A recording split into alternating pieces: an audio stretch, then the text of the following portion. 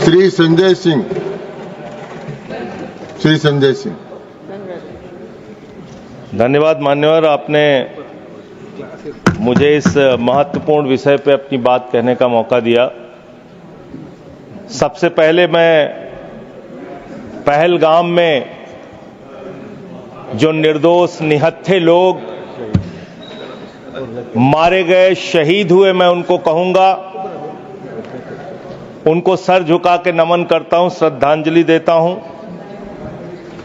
Operation सिंदूर के दौरान कश्मीर के 16 नागरिक मारे गए, जिसमें एडीसी राजकुमार थापा और 2 जुड़वा बच्चे भी मारे गए।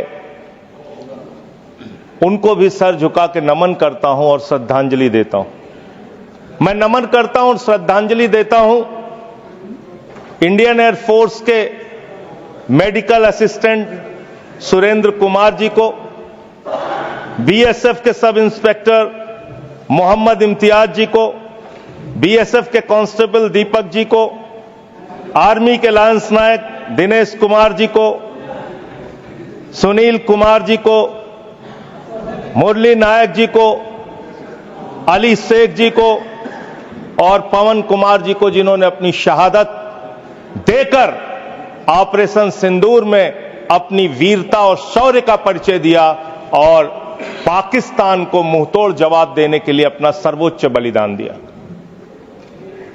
मान्यवर, कल से लेकर आज तक दोनों सदनों में सरकार की ओर से बहुत सारी बातें कही गई, अपना मुंह से खुद ही बखान किया गया, हमने ऐसा कर दिया, हमने वैसा कर दिया। हम भारत की सेना का, भारत के बहादुर सैनिकों का, बहादुर जवानों का बार बार नमन करेंगे, उनकी शौर्य और वीरता को बार बार प्रणाम करेंगे, लेकिन आपके नाकारेपन पर 1000 बार सवाल पूछेंगे मान्यवर, क्योंकि सवाल आपसे बनते हैं। पहलगाम में जो निर्दोष लोग बैसरन घाटी में गए थे, उनको आकर 5 खूंखार आतंकवादियों ने कैसे मार दिया? भारत की सीमा के अंदर 200 किलोमीटर वो आतंकवादी कैसे घुस गए? कहां से आपकी इंटेलिजेंस फेलियर हुई, उसके लिए कौन जवाबदेह है? और जब हम सर्वदलीय बैठक में बैठे थे, आदरणीय लीडर ऑफ अपोजिशन भी वहां पे थे, त्रुचि शिवाजी भी थे, और मान्यवर हमको बताया गया, सरकार के द्वारा बताया गया कि बैसरन घाटी में सिर्फ अमरनाथ यात्रा के 15 दिन पहले ही लोग आते हैं। ये तो पता नहीं किस गलती से होटल वालों के साथ मिलकर बैसरन घाटी को खोल दिया गया। अब इतने सारे अलग अलग दलों के नेताओं को सरकार के जिम्मेदार मंत्री, गृह मंत्री की मौजूदगी में, रक्षा मंत्री की मौजूदगी में गलत जानकारी दे रहे हैं। बाद में जब हमने पता किया तो पता चला कि हमेशा वो बैसरन घाटी खुली रहती है, लेकिन वहां सुरक्षा के कोई इंतजाम नहीं थे मान्यवर। वो लोग चीखते रहे, चिल्लाते रहे, रोते रहे, बिलखते रहे, अपनी जान गंवाते रहे, सहायता मांगते रहे, लेकिन उनकी सहायता करने वाला कोई नहीं था। मैं गया था शुभम द्विवेदी जी के घर कानपुर में मान्यवर, और उनके पिता ने रो के एक ही मांग कही। उनकी पत्नी का रो रो के बुरा हाल था। उनके परिवार के लोगों ने, उनके पिताजी ने रो रो के एक ही बात कही, हमारे बेटे ने देश के लिए अपनी शहादत दी है। जो लोग इसमें मारे गए हैं, सरकार हमें क्या मदद देती है उससे हमें लेना देना नहीं, कम से कम हमको शहीद का दर्जा दिया। ये उनकी पीड़ा थी, उनकी मांग थी। मैं आपके माध्यम से सरकार तक उनकी भावनाएं पहुंचाना चाहता हूं मान्यवर, बताया गया कि जब यह घटना हुई उसके बाद देश के गृह मंत्री वहां जाते हैं देश के गृह मंत्री ने जाके वहां प्रेस कॉन्फ्रेंस किया, अपनी बात कही। उसके बाद प्रधानमंत्री को इसकी सूचना मिलती है। प्रधानमंत्री जी अपना कार्यक्रम छोड़ के भाग के आते सऊदी अरबिया से। पूरा देश इंतजार कर रहा था कि प्रधानमंत्री जी आ रहे हैं। प्रधानमंत्री जी निश्चित पहलगाम जाएंगे। प्रधानमंत्री जी पहलगाम नहीं गए मान्यवर।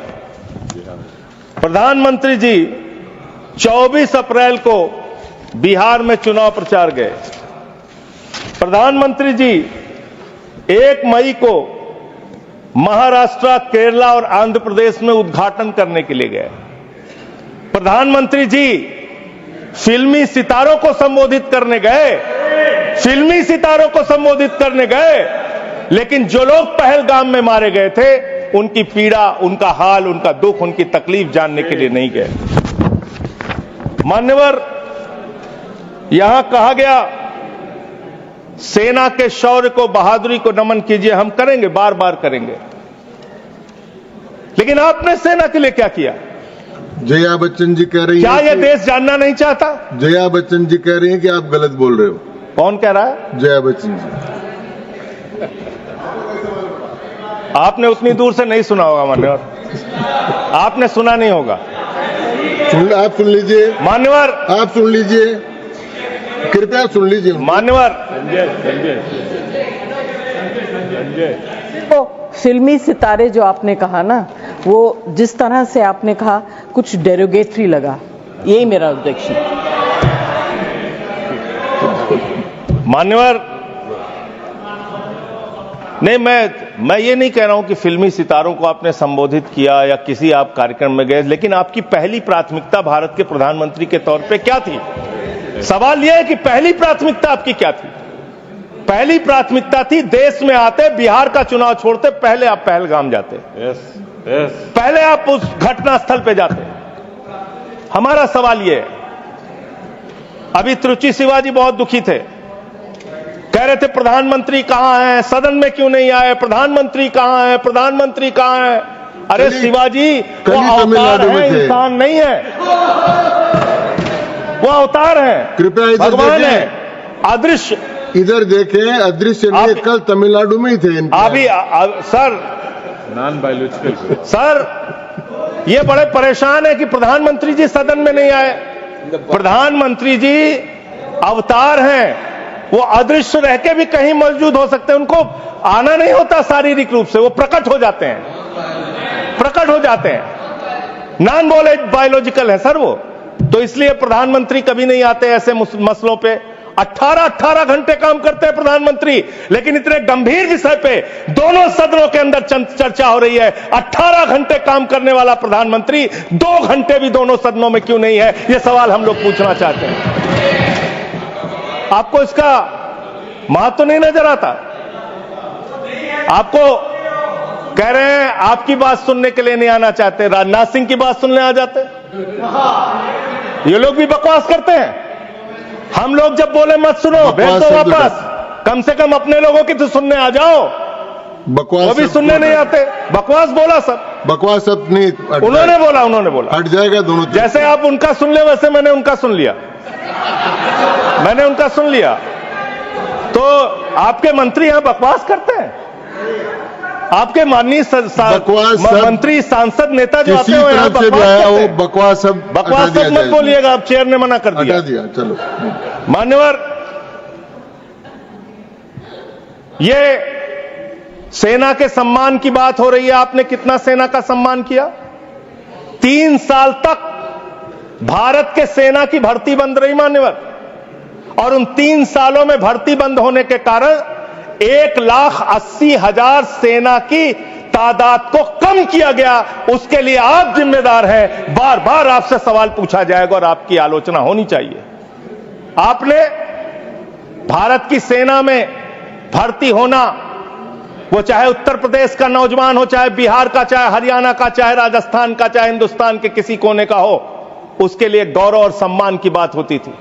सुबह 4 बजे उठ के दौड़ लगाता था, मेहनत करता था, उसकी मां दूध पिला के तैयार करती थी अपने बेटे को कि कभी जरूरत पड़ेगी तो अपने प्राणों की आहुति देके भारत माता की रक्षा करेगा। ये आपने उस जगह पे 4 साल की नौकरी कर दी। आप सेना के सम्मान की बात करते हैं। आपके पास सब कुछ के लिए पैसा है, अपने दोस्तों के ऊपर लुटाने के लिए लाखों हजारों करोड़ रुपए है, लेकिन सेना के जवान को आपने अग्निवीर बना के 4 साल की योजना में उनको जवान बना दिया। उनके लिए तनख्वाह देने के लिए पैसा नहीं है आपके पास। बीएसएफ के जवान, सीआईएसएफ के जवान, पैरामिलिट्री फोर्सेस के जवान, उनको पेंशन देने के लिए पैसा नहीं है, शहीद का दर्जा देने के लिए पैसा नहीं है आपके पास। आपके पास सीआरपीएफ के जवान, उनको पैरामिलिट्री फोर्सेस को आपको पेंशन देने और शहीद का दर्जा देने का पैसा नहीं है। आप सेना के सम्मान की बात करते हैं। आप सेना के सम्मान की बात करते हैं। मान्यवर, सबसे बड़ा दुख इस बात का हुआ, कल से कहा जा रहा है नहीं, हमने अपने आप सीज फायर डिक्लेयर किया, हमने अपने आप सीज फायर डिक्लेयर किया, इसमें किसी तीसरे देश का हस्तक्षेप नहीं है। आजादी के बाद से लेकर आज तक